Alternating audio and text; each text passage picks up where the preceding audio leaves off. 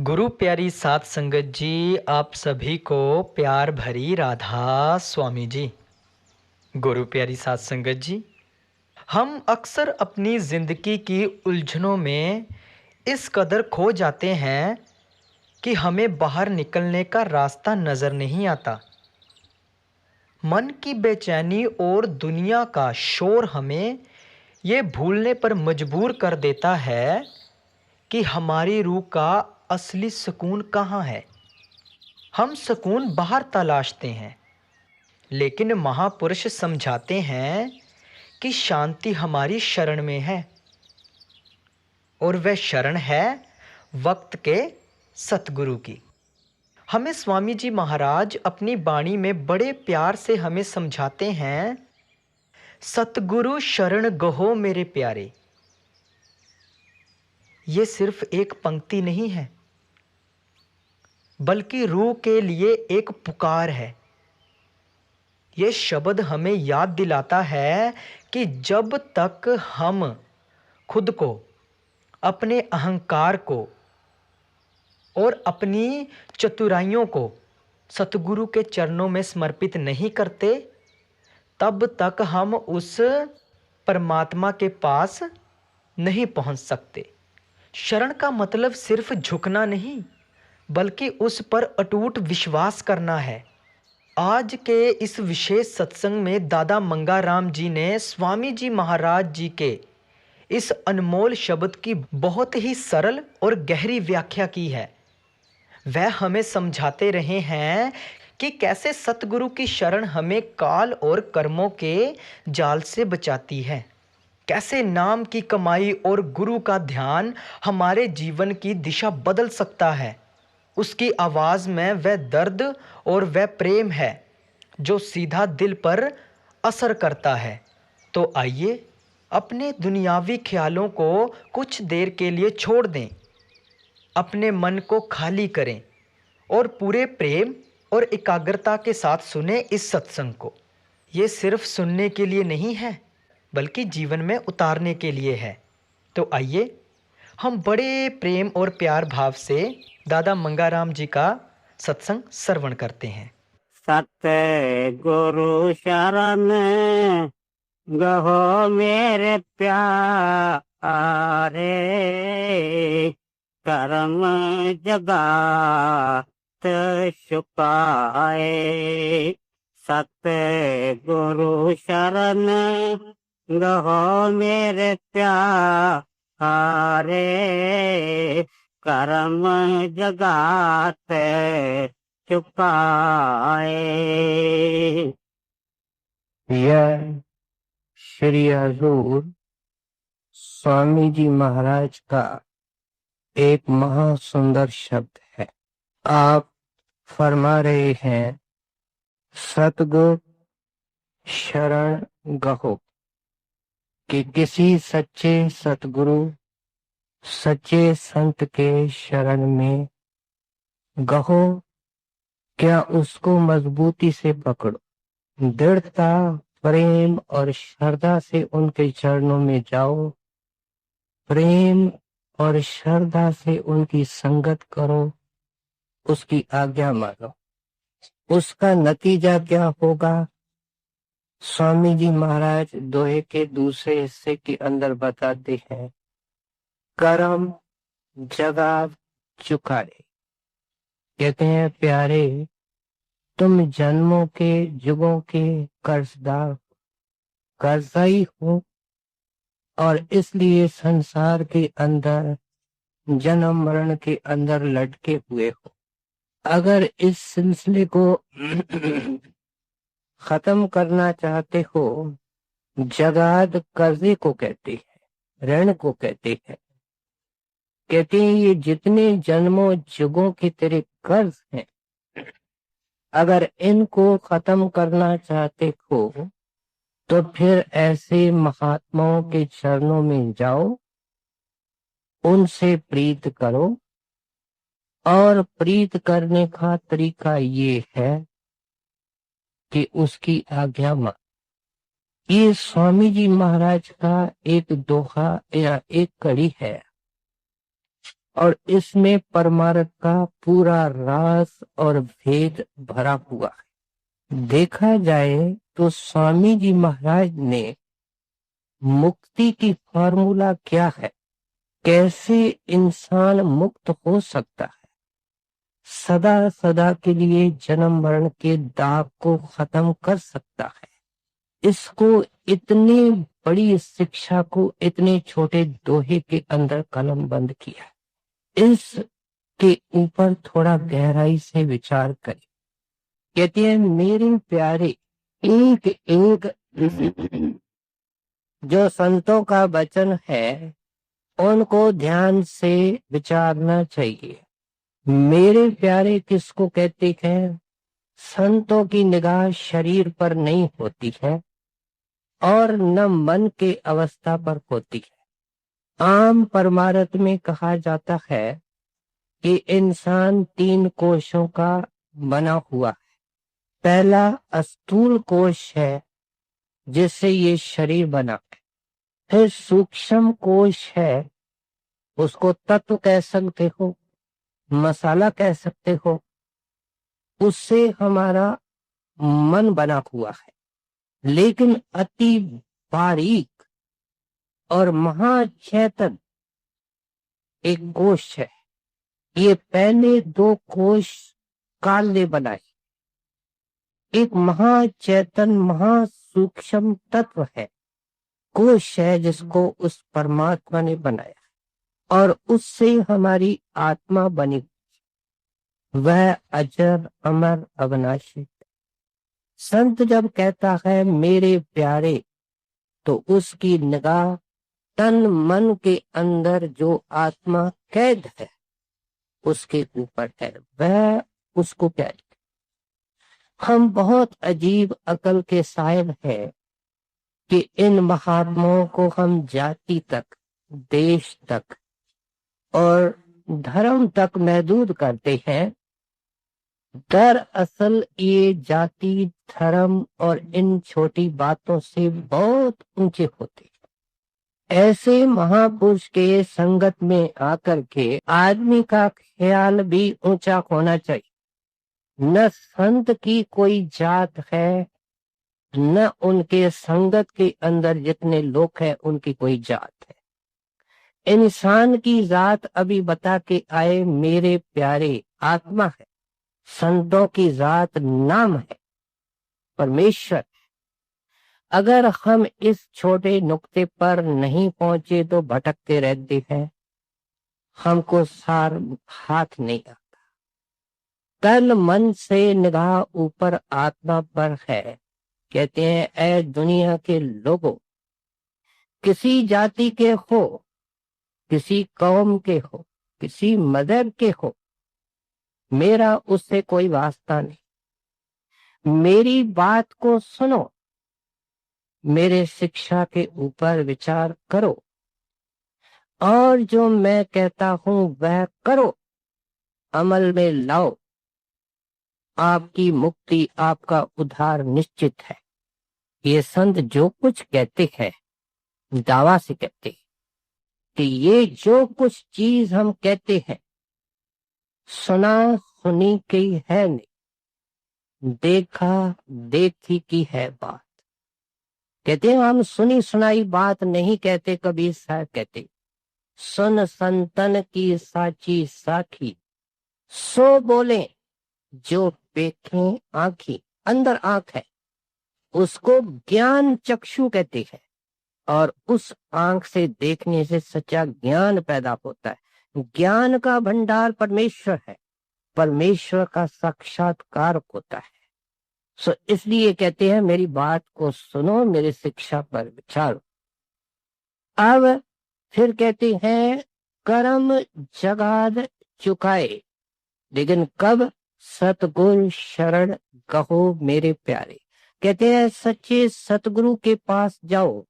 दोनों बातें कह रहे। अगर कर्मों के कर से अदा होना चाहते हो तो उस धनी पर जाओ, उस गनी के पास जाओ जिसके ऊपर कोई कर्ज नहीं। हम बाहर से मिसाल लें कि अगर हमारे ऊपर 10 लाख रुपया कर्जा है तो क्या एक भिखारी हमारी मदद कर सकता है? एक बाबू हमारी सहायता कर सकता है? एक मामूली सेठ भी हमारी मदद कर सकता है? कौन कर सकता है? जो करोड़पति दंपति है, राजा है, महाराजा है, बेसाब जिसके पास दौलत। वाणी के अंदर क्या आया? गुरमुख कोट उधार दा, भाई दे नाम में एक कड़ी। ऐसा धनवान पुरुष चाहिए जिसके पास नाम के खजाने हैं और उसका एक दिन का दे करके लाखों करोड़ों का उधार कर सकता है। कहते हैं उसको सतगुरु कहते हैं।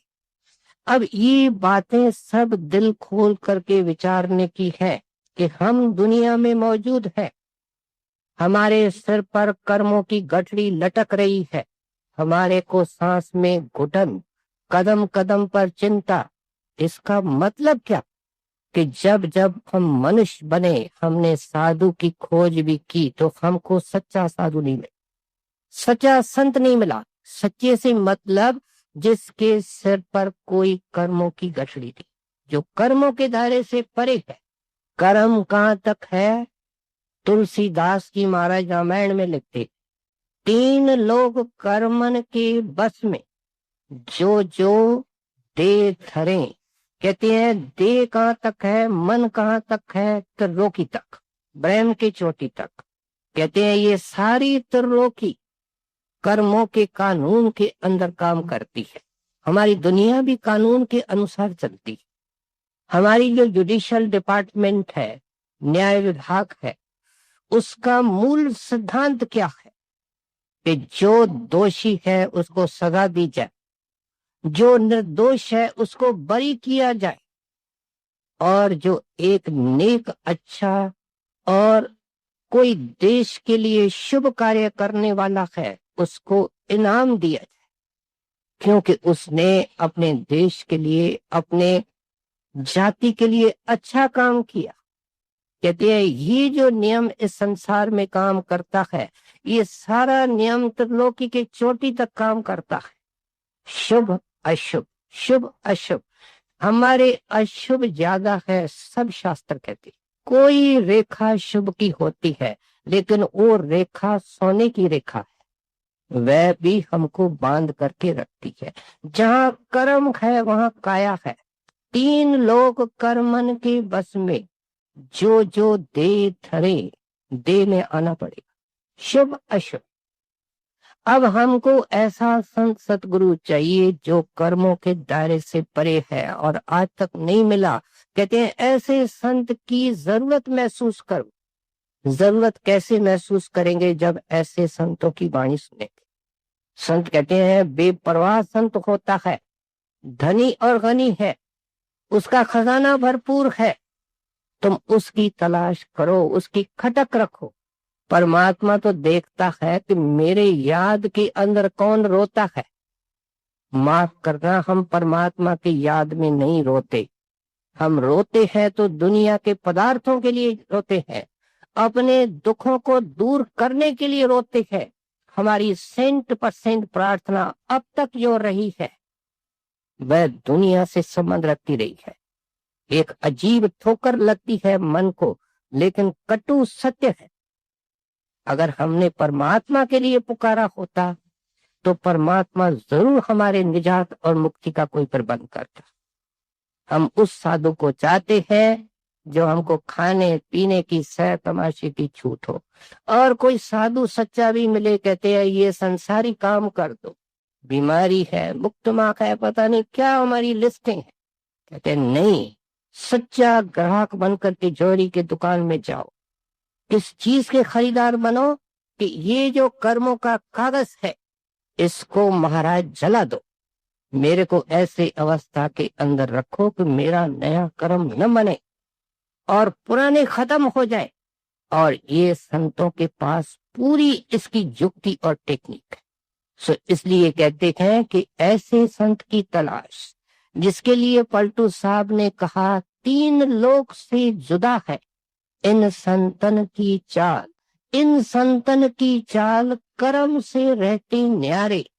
फिर आप लिखते हैं, पर स्वार्थ के कारण संत लिया अवतार। कहते हैं तेरे कर्मों के कागज को फाड़ने के लिए संत आया था।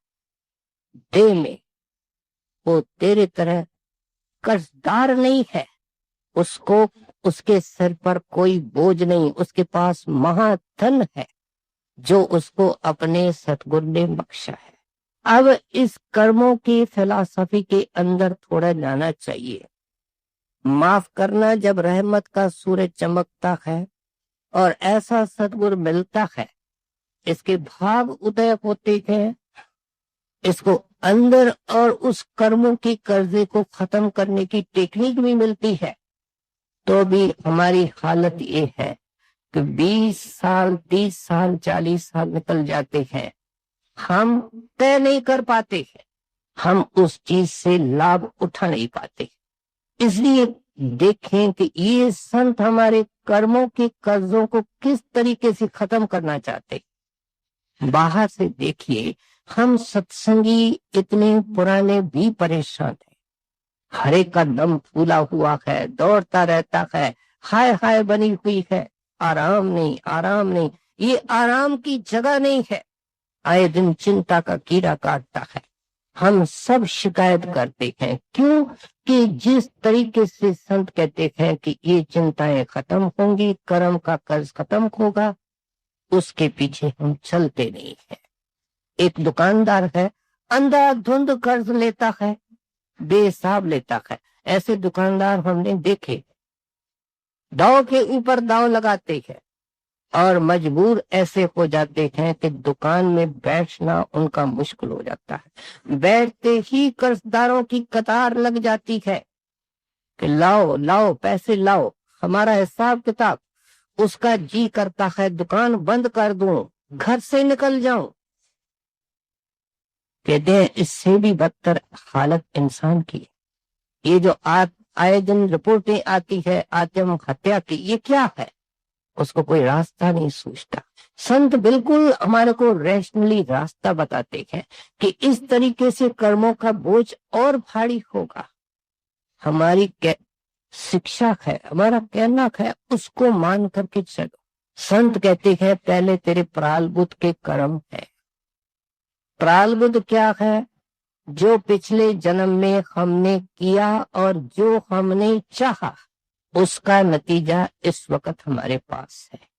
हमने क्या किया, हमने क्या चाहा, इसके ऊपर उस ताकत ने पर्दा दे दिया। इसलिए क्या होता है, जो कुछ घटित होता है वो हमको नया लगता है।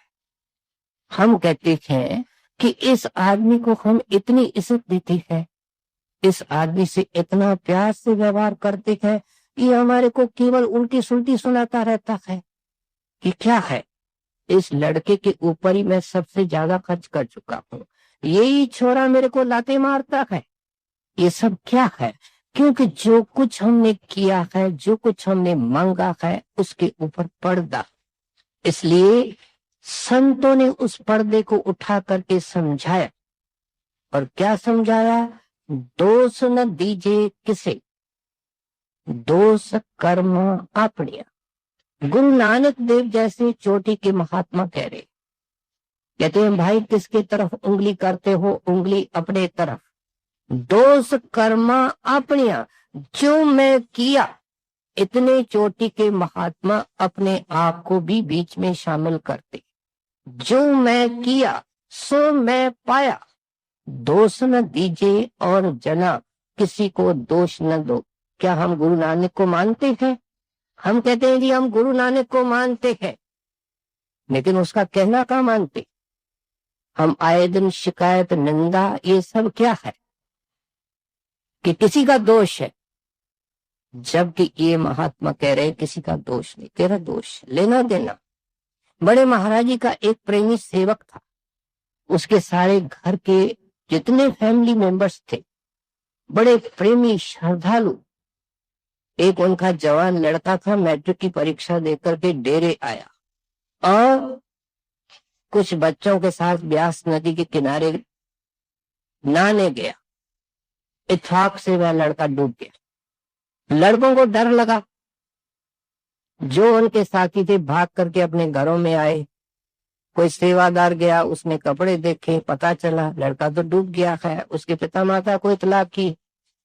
बेचारे कपूरथले से मोह के अधीन होकर के दौड़ते आए, महाराज जी के तरफ नहीं गए, दर्शन भूल गया, मछियारे के पीछे और यतन के पीछे लगे। बड़े प्रेमी थे, लेकिन मोह का बंधन उससे ज्यादा था।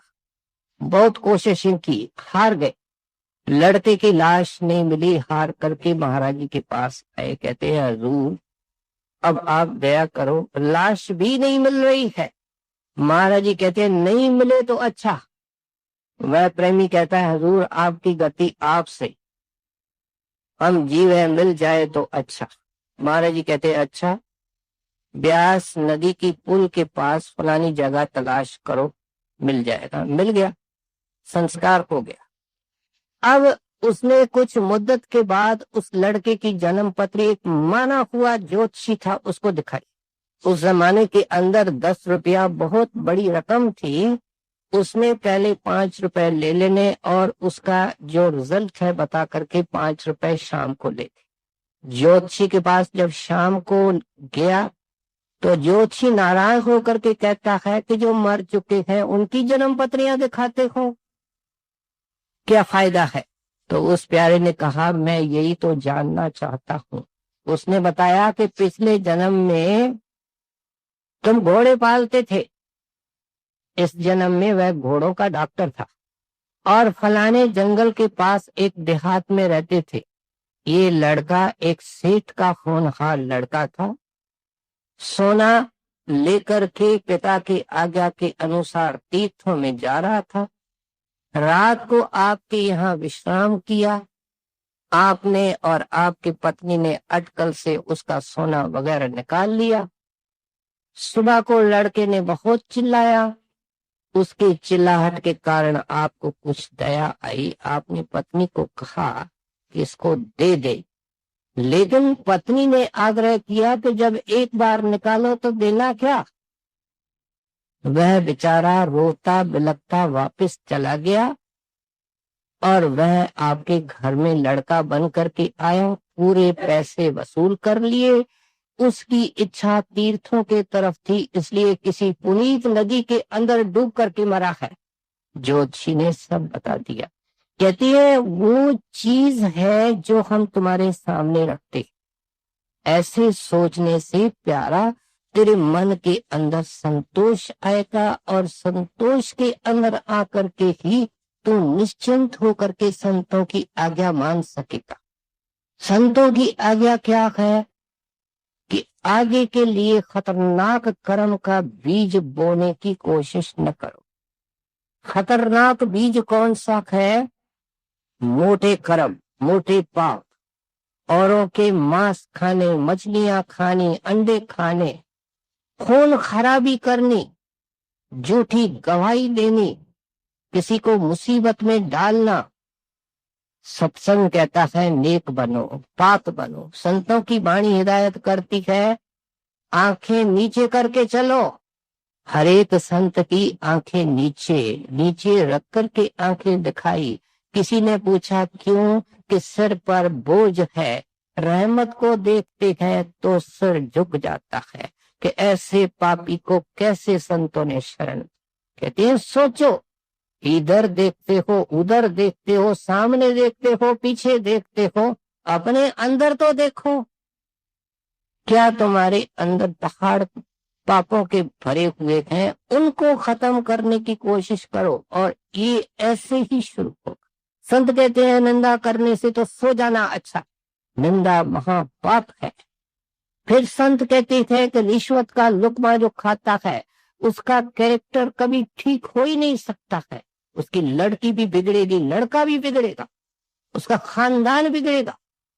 जैसे ब्याज के साथ कुछ पैसा देना पड़ता है, ऐसे रिश्वत का पैसा मुफ्त में भी जाएगा, बीमारी में जाएगा, साथ में डीमोरलाइजेशन करेगा।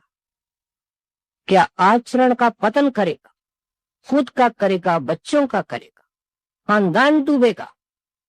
इसलिए कहते हैं संतोष रखो, हक हलाल का टुकड़ा खाओ, नेक पाक पवित्र जिंदगी निकालने की कोशिश करो, और फिर नया कर्म जीना होता है। ये खतरनाक बीज है, एक जीना बीज है जो दिन रात गिरता रहता है।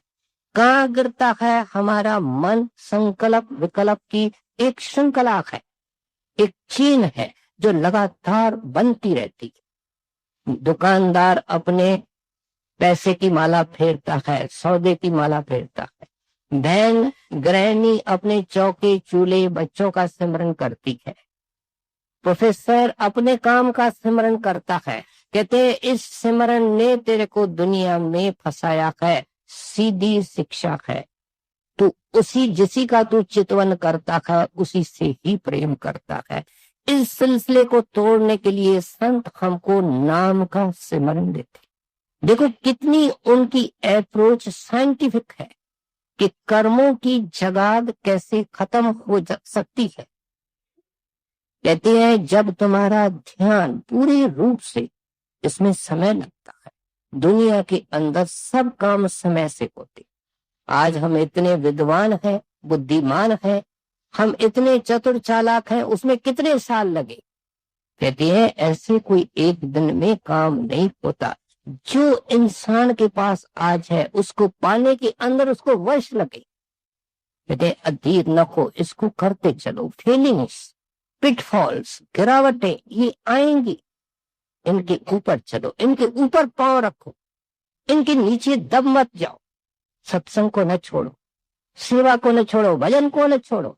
नहीं छोड़ेगा, लगा रहेगा तो उसका हाथ दया का, सहायता का तेरे साथ।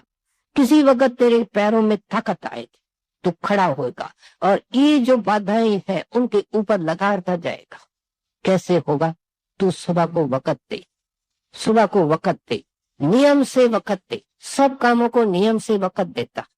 बड़े दुख, बड़े अफसोस, सद अफसोस की बात कि हम सत्संगी इतने पुराने, इतनी दया, और फिर हमारे भजन सिमरन और बंदगी के समय का कोई नियम नहीं। जबकि हमारे सारे खाने पीने, नौकरी करने, घर में काम करने, नहाने धोने सोने सबके नियम है। कहते हैं इसको नियम से करो, पहले रूटीन में डालो कि जैसे खाना खाना है, काम पर जाना है, ऐसे भजन करना। मन लगता है नहीं लगता है, हजूर कितनी छूट देते हैं। मन लगता है नहीं लगता है, पर समझ के बैठो, ड्यूटी समझ। और साथ में क्या कहते हैं, हिदायत करते हैं लगेगा, किसी न किसी वक्त लगेगा। छोड़ दोगे तो कैसे लगेगा? और फिर इतना ही नहीं, चलते फिरते खाते पीते सोवत जागत बिसर न जात। कहते हैं प्रेमी बनो, और प्रेम की ये निशानी है कि चलते फिरते खाते पीते उसका सिमरन करो। हम कहते हैं हमको फुर्सत नहीं है, संत कहते हैं तेरे को 24 घंटे फुर्सत है। अब हम किसकी बात माने? ये शिकायत करता है कि मुझे काम है, संसारी काम है। संत कहते हैं तेरा मन फारक है, काम ऊपर से होते हैं, निज मन से कोई काम नहीं होता है। निज मन के द्वारा नाम जप सकता है, अभ्यास करो, अभ्यास करने से होता है। ऐसे ऊपर ऊपर से सारे संसारी काम होते रहते हैं। वह प्यारा अपनी ही मौज और मस्ती में नाम जपता, उसका लोक परलोक अच्छा गुरु संवार रहे। स्वामी जी महाराज हमारा भी संवारना चाहते, कितने कल्याण से, प्रेम से, प्यार से समझा रहे। कहते इस तरीके से तेरा नया कर्म नहीं बनेगा, क्योंकि अंदर बीज गिरेगा ही नहीं। तेरा सिमरन का ख्याल, अंदर से जो सिमरन करने वाला है उसके अंदर संकल्प उठेगा तो परमार्थ का उठेगा, उसको सपना आएगा तो परमार्थ का आएगा, उसको ख्याल आएगा तो सत्संगी का आएगा, कोई नेक विचार आएगा। सिमरन करने के ये लाभ होते हैं। कहते हैं सिमरन के पीछे पड़ो। और सिमरन से प्रीत कैसे पैदा होती है? जब पहले सिमरन की महिमा सुनेंगे। कहाँ सुनेंगे? संतों की वाणी के द्वारा सुनेंगे। संतों की वाणी कहती है जाओ संतों का दर्शन करो, वे महाचैतन होते, महानिर्मल होते हैं, तेरे दिल को साफ करेंगे, कुछ धरती तैयार हो जाएगी। नाम जपो, नाम जपने से हृदय और शुद्ध हो जाएगा, साफ हो जाएगा। और बाकी कुछ ऐसे कर्म हैं जो ब्रेन की चोटी पर काल ने जानबूझ करके अटकल करके रखे। अटकल करके क्यों रखे हैं? कि कोई ऐसा तपस्वी निकले और बड़ी तपस्या करे और नया कर्म न करे।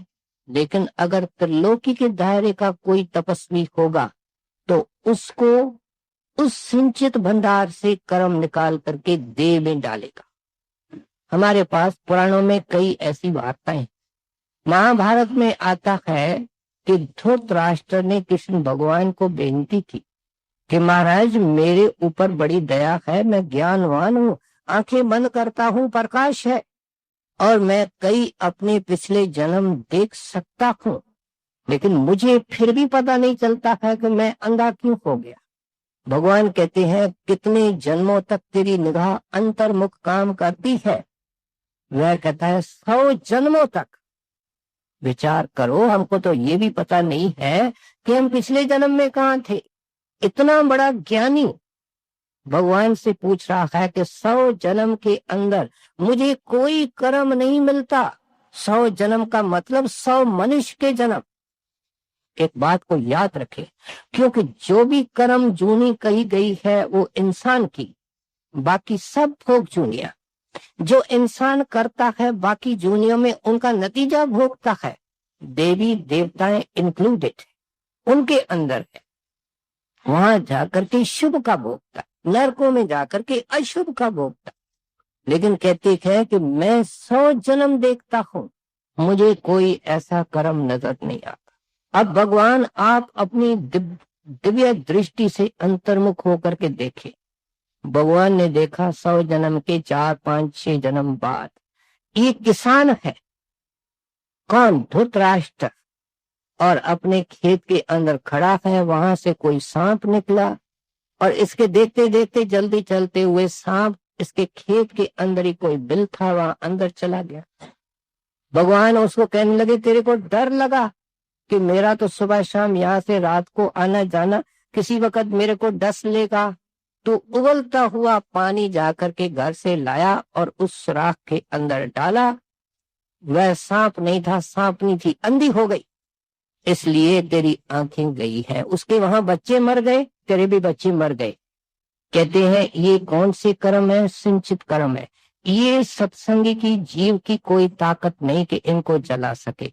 जब तक त्रिलोकी का पार संत मिलेगा वो हमको शब्द के साथ अंदर जोड़ेगा, फिर वो कर्म नाश होने लगते हैं।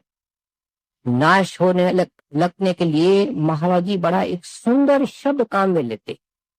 नाश नहीं कहते हैं, कहते हैं इनइफेक्टिव होते। इनइफेक्टिव क्या? अपना असर पैदा नहीं करते, रास्ता नहीं रोकते। और मिसाल से समझ सकते कहें कि एक बड़ा विशाल घास का ढेर है, घास में जान है। जब उसको हम तीली लगा देते हैं, जला देते हैं, तो क्या होती है? थोड़ी सी राख होती है, राख बेजान है। शब्द की कमाई करने से वह ढेर जन्मों जुगों का, माफ करना अगर आज गुरुजी हमारे सामने उस ढेर को दिखा दें, हम 100 जन्म तो बेहोश रहे। इतने तो जीव के वो बेअंत कर्म है, उनको गुरु अपने कृपा से शब्द की कमाई के अंदर जो बरकतें हैं उनके द्वारा जलाता है। ये उनका काम। स्वामी जी महाराज जैसे जिनकी वाणी हम श्रवण कर रहे हैं, ज्योति के महात्मा लिखते हैं कि त्रिकुटी के अंदर रह करके मुद्दत तक हमको भजन करना पड़ा, तब हमको आगे जाने का रास्ता मिला। क्योंकि ये लास्ट स्टम्बलिंग ब्लॉक है, अंतिम रुकावट है जिसको पार करना। कहते हैं ये कौन कर सकता है? सतगुरु। फिर सतगुरु कैसे करेगा? सतगुरु शरण कहो। जब सतगुरु के शरण में जाओगे, शरण का मतलब क्या है? दुख हो, सुख हो, आदर हो, निरादर हो, बीमारी हो, तंदुरुस्ती हो, कहते हैं इनसे ऊपर उठ करके बढ़ते हुए प्रेम से, सवाए शौक से परमार्थ की कमाई जो चलते फिरते खाते पीते हर वक्त हो सकती, और बैठे श्री बाबा जी महाराज कहते हैं बैठ नहीं सकते हो बीमारी में तो लेटे लेटे करो। हजूर महाराज चिट्ठियों में लिखते हैं जब तुम बीमार होते हो तुम्हारे पास कोई काम नहीं, तुम तो लेटे हो, खूब लेटे लेटे अपना स्मरण करो। इसका वास्ता कोई बीमारी से नहीं है, मन से है। और फिर श्री बाबा जी महाराज कहते हैं जो बीमारी के अंदर सत्संगी स्ट्रगल करता है और स्मरण ध्यान करने की कोशिश करता है, उनको बहुत बड़ा फल मिलता है जब वह सेहत के अंदर करता है। साफ लिखते हैं कि जो प्रेमी अपने गुरु के साथ लिव लगा करके रखता है, हालांकि हुजूर को चिट्ठी में लिख रहे, उसके वर्षों की तकलीफ महीनों के अंदर खत्म की जाती है। कहते हैं ये संत प्रालबुद्ध के अंदर भी रियायत करते हैं, हालांकि खामोश होते हैं।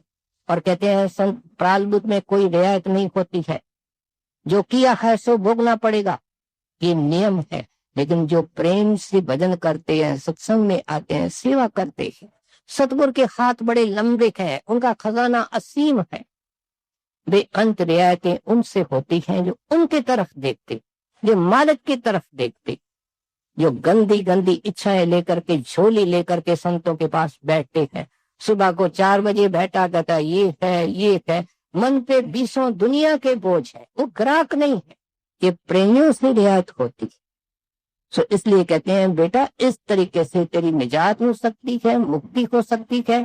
देखो कितनी वंडरफुल एक कड़ी है जिसके अंदर स्वामी जी महाराज ने हमको बताया कि तू दुनिया के अंदर दुखी क्यों है और इस दुखों की निवृत्ति सदा के लिए कैसे हो सकती है। आगे सुने। सतगुरु शरण गो मेरे प्यारे, कर्म जगात चुकाए, फूल परम में सब जग पचता, अचरज बात ना काहो सुहाए, पागहीन सब जग माया बस, यह निर्मल गत कोई न पाए,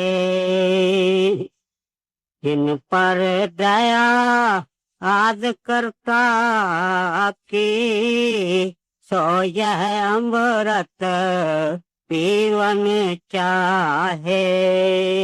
कहते हैं सतगुरु अमृत बांटने के लिए आता है, उनके नेत्रों से अमृत बहता है, उनकी वाणी से अमृत निकलता है, उनके रोम रोम से अमृत के झरने निकलते। संत अमृत का भंडार होता है। कहते हैं अमृत का भंडार संत दुनिया में हमेशा मौजूद रखा। ऐ प्यासे हमको तुम्हारे तकदीर पर अफसोस आता है कि तुमने ऐसे संत से कभी लाभ नहीं उठाया।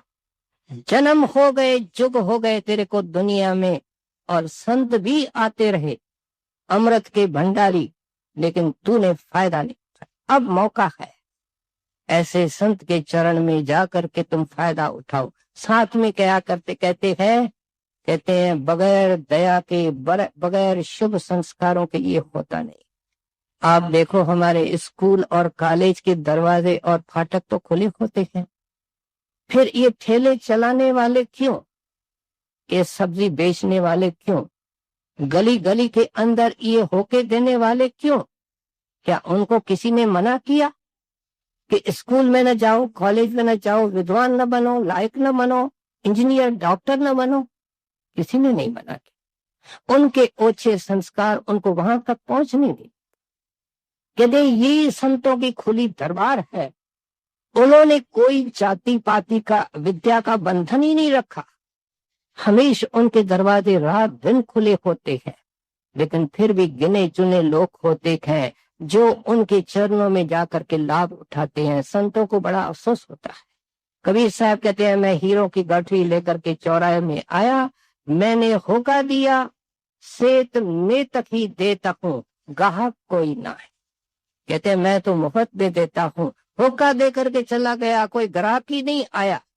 पलटू पारस क्या करे जो लोहा खोटा हो, सतगुरु सबको देता है। सबका मतलब सभी जातियों, सभी इंसानों को, उनकी दरगाह सबके लिए खुली होती, लेता नहीं कोई। कहते हमारी खोटी तकदीर होती, कौन लेता है।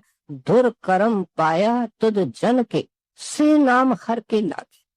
कहते हैं पिछले जन्म में कोई संत का दर्शन है, कोई दृष्टि है, कोई दया मेहर की नजर है, ये धुर करम है। कहते हैं ऐसे लोग संतों के पास होते हैं। फिर साहब गुरु साहब कहते हैं कर्म खोवे सतगुर मिलाए। कहते हैं कितने आदमी से पूछो भाई किस्मत वाला कौन, कहता है जिसके पास कारें होती हैं, हवाई जहाजों में घूमता है, नौकर चाकर। एक एक सत्संगी हमारे अंदर ये कहता है, जो भजन के अंदर दृढ़ता से बैठता है उसको कौन किस्मत वाला कहता है।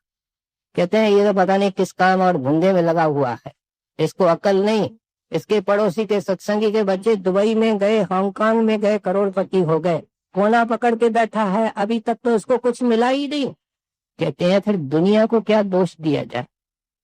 जिनको टार्च मिली है, रोशनी मिली है, उनके विचार ये ओछे हैं, दुनियादारों को क्या कहा जाए। हजूर फरमाया करते थे कि हमारे पास एक अर्दली था, गुरबाणी पढ़ता था, शुभ विचारों वाला था।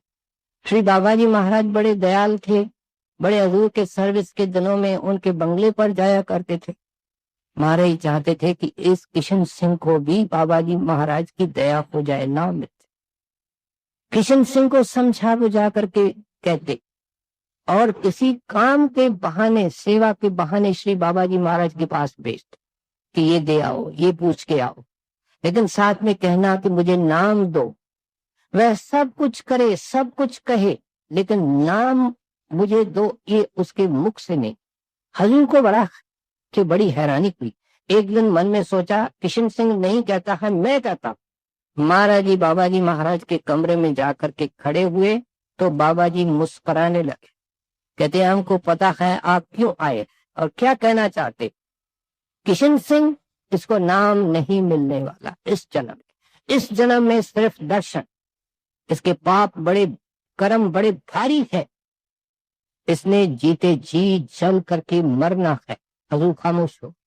और फिर हजूर जब अपना ये परमार्थी काम संभालने लगे तो उस तरफ दौरे में गए। पता किया कि किसी पड़ोसी के मकान में आग लगी थी और किशन सिंह भी वहां बुझाने के लिए गया तो जल के मर गया। कहते हैं जिन पर दया आग करता की, से ये अमृत पीवन चाहे। कहते हैं सूरज को देखने का एक ही तरीका है कि सूरज खुद निकले। हम कितनी भी आंखें फोड़ फोड़ करके देखना चाहें, सूरज नहीं निकलेगा तो क्या देखेंगे। कहते हैं तेरी प्रार्थना तो चलेगी, लेकिन जब तक उसकी दया हो। और जब संत दया करने के लिए आते हैं उनको और कोई काम नहीं। कहते हैं तेरे को उस दया का फायदा उठाना है, उनके चरणों में पहुंचना।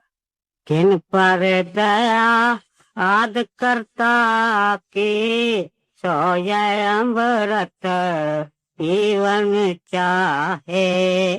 कारग में माँ कहूँ इस गत के, बिरले गुरमुख छिनकता है। बिन गुरु चरण और नहीं पावे, इस आनंद में रहे समाए। फिर स्वामी जी महाराज कहते हैं कि सब एक जैसे नहीं होते। बड़े महाराज जी कहते थे कि शेर, जंगल कभी शेर से खाली नहीं होता। हजूर फरमाया करते थे कि संगत के अंदर बीवी भी है, आदमी भी है जो कमाई करते हैं, जो गुरु से बातचीत करते हैं। ये बड़े महाराज जी के वचन है। कहते हैं उनकी अब स्वामी जी महाराज बात कर रहे हैं कि जो आज्ञा का पालन करते हैं और कैसे उनकी जिंदगी के अंदर दशा ऊंची हो जाती, उनका संस्कार शुभ होता है, भक्ति के अंदर लग जाते हैं। कहते हैं सिमरन जिस जगह में उन्होंने पिछले जन्म में छोड़ा है वहां से पिकअप करते हैं। ना मिलते भजन होने लगता है, सिमरन होने लगता है। दुनिया सोनी फीकी कड़वी कुछ अच्छा नहीं लगता। मेल जोल अच्छा नहीं, एक नाम अच्छा, एक गुरु अच्छा, एक संगत अच्छी, एक सेवा अच्छी। महापुरुषों के इतिहास पढ़ के देखो जिन्होंने जिंदगी के अंदर पाया है। कहते हैं वो तो अपने ही आनंद के अंदर होते हैं। दुनिया के अंदर क्या हो, हमर है इश्क मस्ताना, हमन को होशियारी क्या। रहे आजाद या जग में, हमन दुनिया से यारी क्या। न पल बिछड़े पिया हमसे, न हम बिछड़े प्यारे से, उन्हीं से नीह लागी है, हमन को बेकरारी क्या। कहते हैं उनको कोई बेकरारी की। कहते हैं सदा आनंद में होते हैं। स्वामी जी महाराज कहते हैं कृष्ण भगवान को किसी ने आकर के कहा कि महाराज आप इतने दयालु, मैं जंगल में गया, एक आदमी आपका बड़ा प्रेमी सेवक सर्दी के अंदर ठिठुर रहा है और उसको कोई कपड़ा सही नहीं। आप भक्त वत्सल हैं, भक्तों का क्या ख्याल रखते हैं। दुनिया के लोग हट्टे कट्टे इतने कपड़े पहनते हैं, वेल क्लेड हैं, आपका भक्त दुख पा रहा है। भगवान मुस्कुरा के कहते हैं मेरा भक्त और दुख पा रहा है, ये तो मेरे को समझ में नहीं आया कि इन दोनों बातों का क्या मेल है। लेकिन चल, फिर भी चल, मुझे बताओ वो मेरा कौन सा भक्त है। तो भगवान जब चलते हैं तो एक शाल प्रसाद के रूप में लेके चलते, अपने ऊपर ओढ़ लेते थे। सर्दी का मौसम है, जंगल में जाते हैं, देखते हैं फटे पुराने कपड़े हैं। एक भक्त है, वो आंखें बंद करके बैठा, कौन आया कौन गया कोई पता नहीं। जो अंदर खड़ा था वही आवाज देता है प्यारे, तब आंखें खोलता है, अपने इष्ट को सामने देखता है। क्या होगा आंखों में? आंसू, शुक्र। कहता है ऐसे वक्त में महाराज आप यहाँ। कहते हैं भाई मेरे को शिकायत मिली कि तू तकलीफ में है। कहते हैं महाराज किसने कह दिया, मैं तो बड़े आनंद में हूँ, मुझे कोई तकलीफ नहीं। तो वो कहने लगा जो ले आया था कि इतनी सर्दी आपको कपड़ा नहीं। कहते मैं तो शरीर में ही नहीं, तो मुझे सर्दी क्या लगे, मैं तो महाराज जी के साथ अंदर में जुड़ा हुआ हूँ, मैं तो अंदर का आनंद लेता हूँ। मैं सर्दी गर्मी के दायरे को प्यारे छोड़ चुका हूँ, मैं आदर नादर को छोड़ चुका हूँ। कहते हैं इसको सही शरण कहते हैं। ये शरण का ऊंची अवस्था है। बाहर से शरण को शुरू किया कि 2-3 घंटे बैठो, नाम का चिंतन करो, एक नेक प्यारे अच्छा सत्संगी बनो, आदर्श बनो कि कोई देखे और कहे कि बराबर इनका सत्संग भी कोई चीज है। कहते हैं फिर ये भजन और नाम की कमाई तेरे को आगे ले जाएगी। अंदर में जाकर के देह से विदेह होकर के तू शब्द का आनंद लेगा और फिर कहते हैं तेरी रोम रोम निखार हो जाएगी। इस शरण की बढ़ती हुई अवस्था और कला जिसको स्वामी जी महाराज बयान करते थे, इसको आगे सुन। बिन गुरु चरण और नहीं पावे, इस आनंद में रहे समाए। दर्शन करत पिंड शुद्ध भूली, फिर घर बाहर शुद्ध क्या आए। अब देह स्वरूप का महात्म कहते हैं ऐसे प्यारे जब अपने सतगुरु के सामने आते हैं, दर्शन करत पिंड शुद्ध भूली। पिंड शरीर को कहते हैं। कहते हैं उनको कोई शुद्ध बुद्ध नहीं होती है कि हम क्या हैं। राय साहब मुंशीराम की डायरी पढ़ के देखो, हजूर के साथ वर्षों तक दौरे में जाते, लिखते हैं मैं पहाड़ों में गया, पहाड़ों के अंदर क्या है, स्लेट साफ है।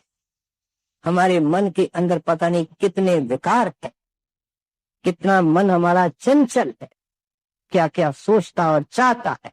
कहते हैं सीधे साधे देहाती पहाड़ों के लोग, मैंने खुद देखा। राय साहब लिखते हैं महाराज जी स्टेज पर आए, महाराज जी को देखा, कुछ आंसू बहे, हाथ जोड़े, उनका ध्यान अंदर लग गया। और जब तक महाराज जी सत्संग करते रहे उनके हाथ जुड़े हुए थे, ध्यान अंदर में लगा हुआ है। बीवियां मिलते हैं, आदमी मिलते हैं, बीवियों में इमोशन ज्यादा होता है, इसलिए वे ज्यादा संख्या में होती है। तो इसलिए कहते थे कि जो दर्शन है वो उसकी आंख भी कोई बिरला होती है। एक दर्शन होता है जो करते करते और लोगों के दर्शन भी होते रहते हैं, कौन आता है कौन जाता है। एक दर्शन है जो अंदर बैठ जाता है और जहां का वो दर्शन है वो जी को वहां ले जाता है। पाकिस्तान से पहले महाराज जी कराची गए, कराची से क्वेटा गए, जो इलाके इस वक्त पाकिस्तान में। और एक प्रेमी जो सत्संग के अंदर बैठा था वह बताता था कि महाराज ने ग्रंथ साहब की बाणी ली और सुहागिन और दुहागिन का जिक्र हो रहा था कि जो कंथियां पति के साथ मिलाप करते हैं, क्या अंदर में सतगुरु को देखते हैं, शब्द को सुनते हैं, रे सुहागिन, बाकी सब दुहा का टीका लेकर के दुनिया में धक्के खा रही। तो एक मौलवी जी अचानक उठे और बोले कि मैं सुहागिन हो गई, मैं सुहागिन हो गई।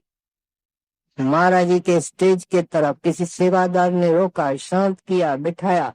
महाराज कहते हैं मौलवी साहब हजम करो, हजम करो। 1-2 बार 3 बार महाराज ने कह दिया, फिर शांत हो गया।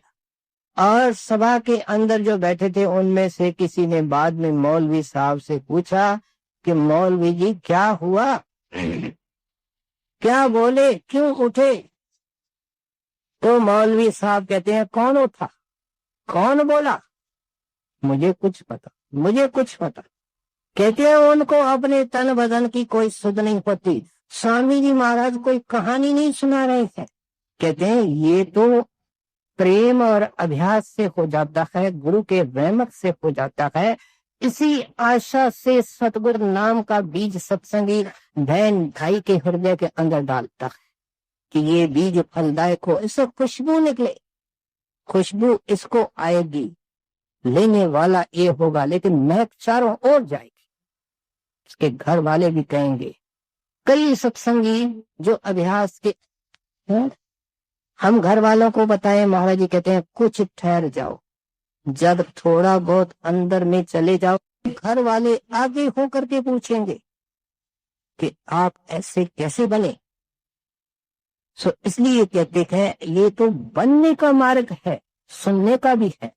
सुनने से शुरू होता है, विचारने से आगे काम बढ़ता है, लेकिन कहते हैं ये करने का मार्ग है और इस तरीके से होता है।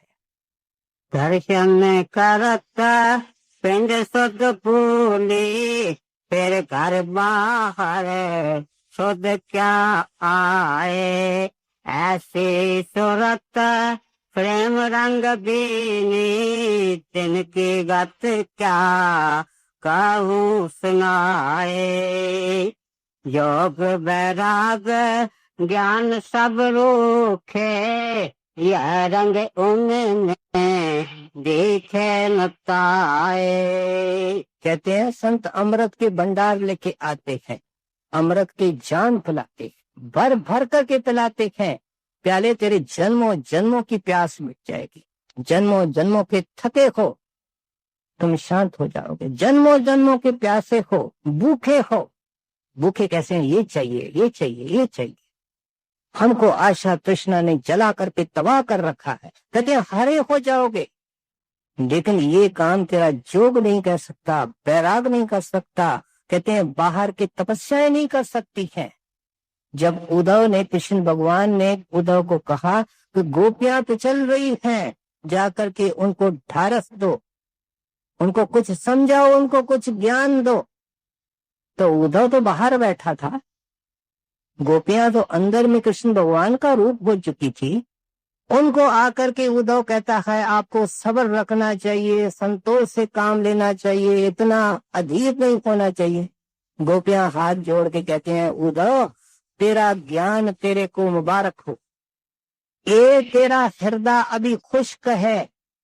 हमने रात दिन भगवान की याद में रोया है और उन आंसुओं ने हमारे धरती के अंदर जो खुश्की थी उसको हटा दिया है। अब वहां तरी है। पौधा कब लगता है? जब जमीन के अंदर तरी होगी। कहते हैं आंसू जाकर के खुश्क धरती के अंदर तरी पैदा करते हैं, फिर उसके अंदर प्रेम के सुमन निकलते हैं, श्रद्धा के निकलते हैं, शांति के निकलते हैं। उद्धव अभी तुमने तो एक आंसू नहीं बहाया। तो ज्ञान की बातें उनको जाकर के सुना जो बाहर बैठे हैं, जो बाहर की दायरे के है। हमको तुझे इस ज्ञान की जरूरत नहीं है। कहते हैं ये तो जो हम विषय आपके सामने रखते हैं बहुत ऊंचा विषय है। प्रेम के अवतार होते हैं संत। परमात्मा प्रेम का भंडार है। परमात्मा का प्रेम क्या है? कैसे उस परमात्मा के प्रेम के भंडार के अंदर आत्मा रूपी बूंद लीन हो सकती है। ये संत साक्षात प्रेम का रूप होते हैं, प्रेम का सबक पढ़ाते हैं, प्रेम का दान देते हैं, प्रेम के अंदर समाते हैं।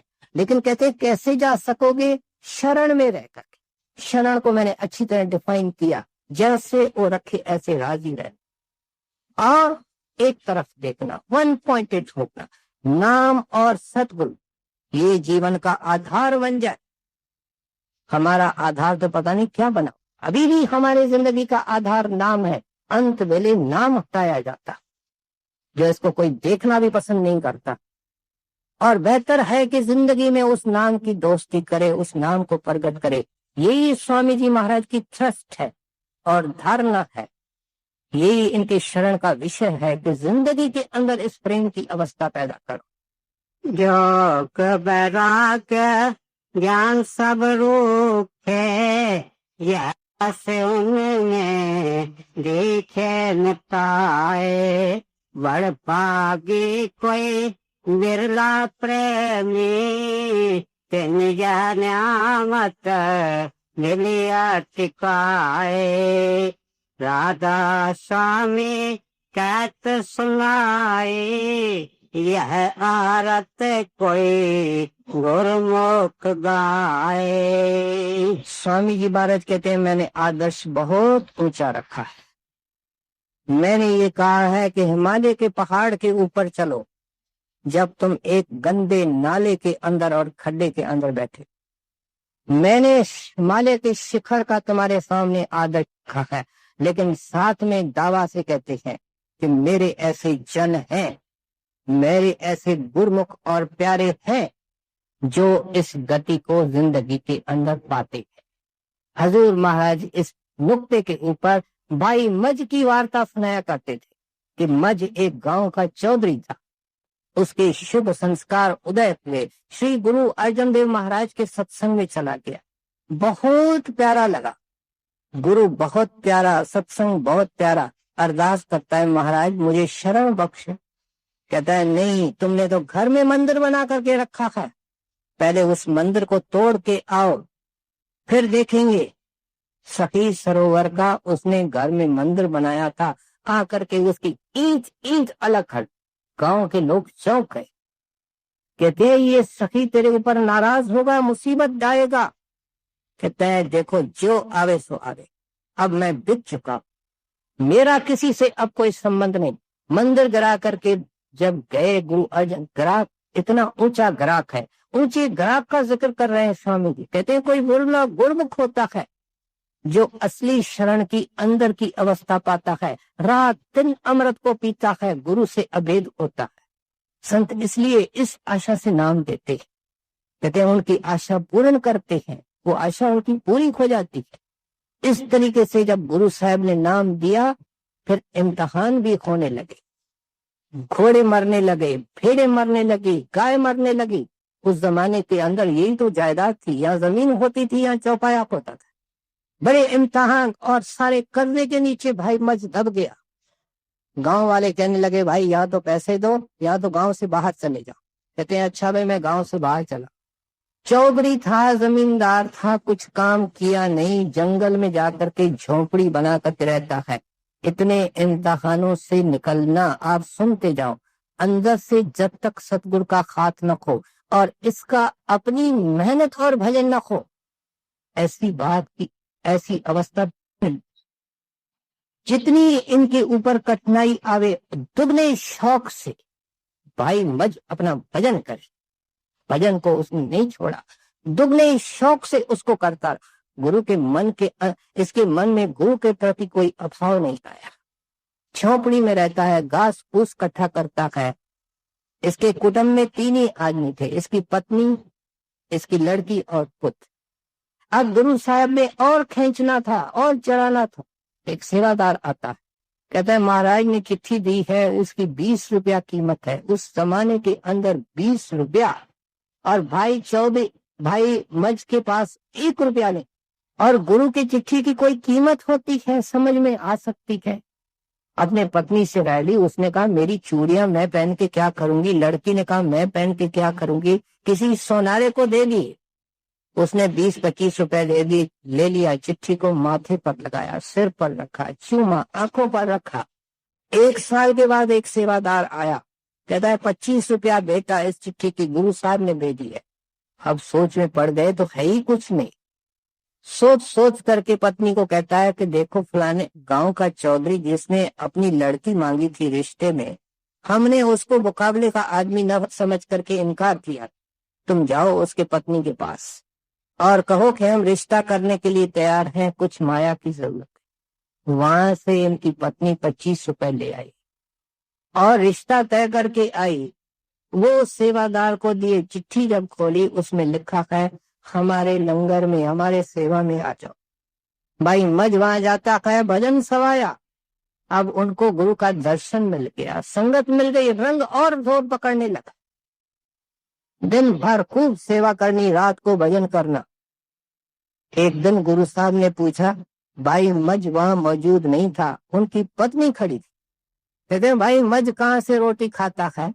कहते हैं महाराज लंगर से सब खाते हैं, वो भी लंगर से खाता है, दिन भर सेवा करता है, कोई काम तो करता नहीं। तो महाराज ने कहा ये सेवा कौन सी हुई, ये तो मजदूरी हुई कि एक तरफ तो काम कर दिया, दूसरी तरफ रोटी खा ली। उनकी पत्नी ने आकर के गुरु का वचन भाई मज को सुनाया। भाई मज गुरमुख थे, देखो कैसे गुरमुख के सांचे में गुरु उसको डाल रहे, और कितनी कठिन परीक्षाएं हो रही है। अनपढ़ आदमियों की परीक्षाएं नहीं होती, आज जितने मने हैं परीक्षाओं के अंदर से निकले। कहते हैं ये गुरमुख इस तरीके से इन परीक्षाओं के अंदर से निकलते। कहते हैं अच्छा इसका प्रबंध कल से करेंगे। तड़के उठता है, पहले लकड़ियां अपने निर्वाह के लिए इकट्ठी करता, दाल रोटी अपनी बाजार से खरीद करके खाना, और दिन भर लंगर के अंदर साथ संगत की सेवा करना, रात को भजन करना। एक दिन तूफान आया, लकड़ियां लेकर के आया, तूफान जोर से खड़ा नहीं हो सका, कोई खाली कुआं था उसके अंदर गिर पड़ा। गुरु बेखबर नहीं होता। 3-4 बजे का रात का वक्त था। गुरु अर्जन देव साहब अचानक घर से निकले। कहते हैं भाई जल्दी करो, सीढ़ी लो, रस्सी लो। सेवादार कहाँ चलना है, सब हैरान। उस जगह पर आए और गुरु साहब ने समझा बुझा करके एक सेवादार को आगे किया। कहते हैं देख हम रस्सी भी उतार रहे थे और सीढ़ी भी उतार रहे हैं, तू बाहर आ। कहता है नहीं, पहले तो लकड़ियां निकलेगी लंगर की, मैं बाद में निकलूंगा। पहले लकड़ियां निकाली गई, फिर भाई मज के निकलने से पहले एक और इम्तिहान दिया गया। किसी सेवादार ने कहा छोड़ो ऐसे गुरु को, क्या से क्या कर दिया, तेरी क्या हालत हो गई।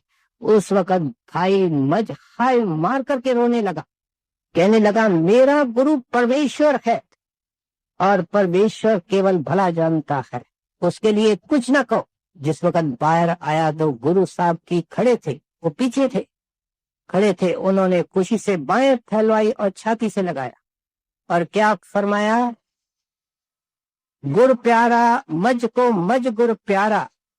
कहते हैं जैसे मज को गुरु प्यारा है, ऐसे गुरु को मज प्यारा है। गुरु मज गुरु का वो था जग लंघन हारा, इनको गुरु की उपाधि दे दी। मज गुरु का वो था। कहते तू तो तर गया, अब जिसके ऊपर तू दया करेगा वो भी तर जाएगा। कहते हैं ये पूर्ण शरण की अवस्था है। और स्वामी जी महाराज प्रसाद के रूप में आकर में कहते हैं कि हरेक सत्संगी के लिए जिसको नाम मिला है, हरेक सत्संगी संतों का प्यारा है और उसको गुरमुख बनाना चाहते हैं, वह पोटेंशियल साधु है, वह पोटेंशियल महात्मा है, होनहार है। लेकिन कहते हैं कुछ हिम्मत करो, उसकी उंगली पकड़ो, रहमत की दया की उंगली पकड़ो, कुछ उठने की कोशिश करो।